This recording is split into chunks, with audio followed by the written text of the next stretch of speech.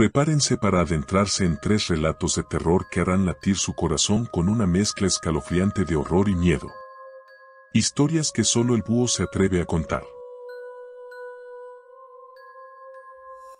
Cuando tenía 12 años, vivía con mis padres y mis 2 hermanas en una casa de 2 pisos.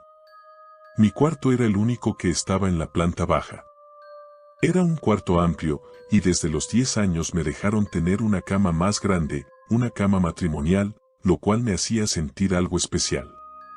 Mis hermanas, por ser más pequeñas, tenían sus cuartos en el piso de arriba. Ser el mayor tenía sus ventajas, o al menos eso pensaba. Durante algunas noches consecutivas, me empecé a despertar en la madrugada sin razón aparente. El ventilador siempre estaba encendido porque el calor en esos días era sofocante, así que ese ruido constante debería haberme ayudado a dormir, pero no. Algo estaba mal. Una de esas noches me levanté a llenar un vaso de agua en el baño junto a mi habitación y mientras lo hacía, escuché un ruido en mi cuarto. Apagué el grifo y escuché con atención, pero no había nada. Regresé al umbral de mi puerta y por alguna razón, sentí un escalofrío recorrerme. Algo no estaba bien. Esa noche no regresé a mi cuarto. Fui a la sala y me quedé dormido en el sofá, con la televisión encendida para darme algo de compañía. Pero lo peor vino más tarde esa misma noche. Me despertó el ruido del refrigerador en la cocina y, al mirar hacia allá, vi la luz de la puerta abierta y escuché a alguien hurgando entre los estantes. No podía ver quién era desde donde estaba, pero escuché cómo la puerta del refrigerador se cerraba y unos pasos que se alejaban, dirigiéndose a las escaleras. Estaba tan cansado que, de manera estúpida, no hice nada y volví a dormir. Al día siguiente, mi mamá estaba en mi cuarto doblando ropa y me dijo que olía mal, que debía limpiar lo que fuera que estuviera causando ese olor. Lo ignoré. Ahora desearía no haberlo hecho. Esa noche, el aire acondicionado estaba encendido porque el calor era insoportable. Me quedé jugando videojuegos un rato, pero cuando apagué todo y me acosté, empecé a escuchar algo extraño. Era un sonido suave, como una respiración, pero no era la mía. Miré a mi alrededor, y todo parecía estar en su lugar. Entonces, con el corazón acelerado, me agaché y miré debajo de la cama. Allí, en la oscuridad, estaba un hombre. Un hombre grande, sucio, acostado sobre una pila de cobijas, con los ojos cerrados como si estuviera durmiendo. Grité y salí arrastrándome de la habitación, gritando por mi papá. Él y mi mamá entraron corriendo, y cuando le señalé hacia mi cuarto, mi papá sacó al hombre de debajo de la cama, como si fuera un muñeco. Era un vagabundo, un hombre sucio que se había colado en nuestra casa quién sabe cómo. Llamaron a la policía, y aunque se lo llevaron, esa experiencia me dejó cicatrices profundas. Durante meses, dormí entre mis padres, aterrorizado por la idea de que alguien más podría estar esperando, acechando desde las sombras bajo mi cama. Esta es la historia que mi bisabuelo, a sus 101 años, ha contado muchas veces en nuestras reuniones familiares. Nació en Yaroslavl, Rusia, cuando todavía era parte de la Unión Soviética.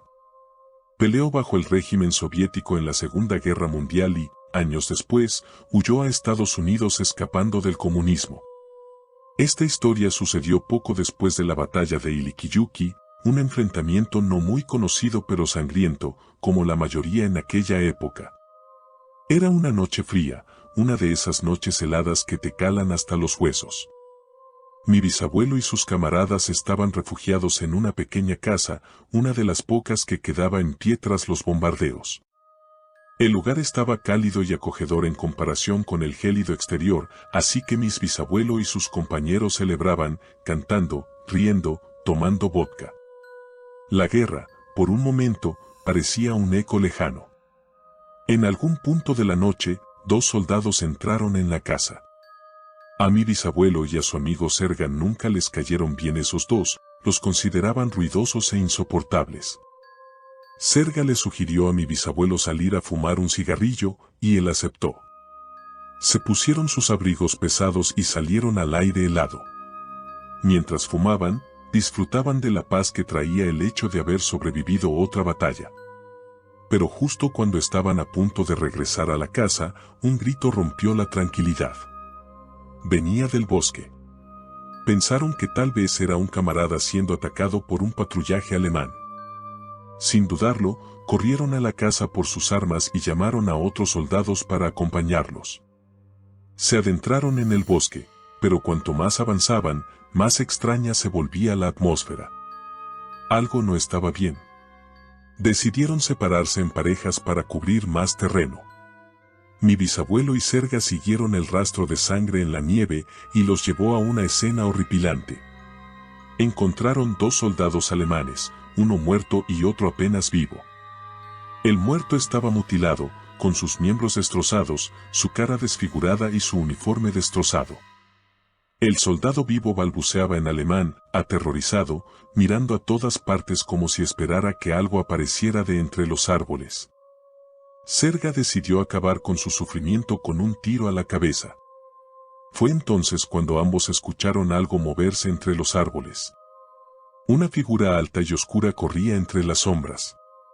Comenzaron a disparar en la dirección de la criatura, pero ésta desapareció.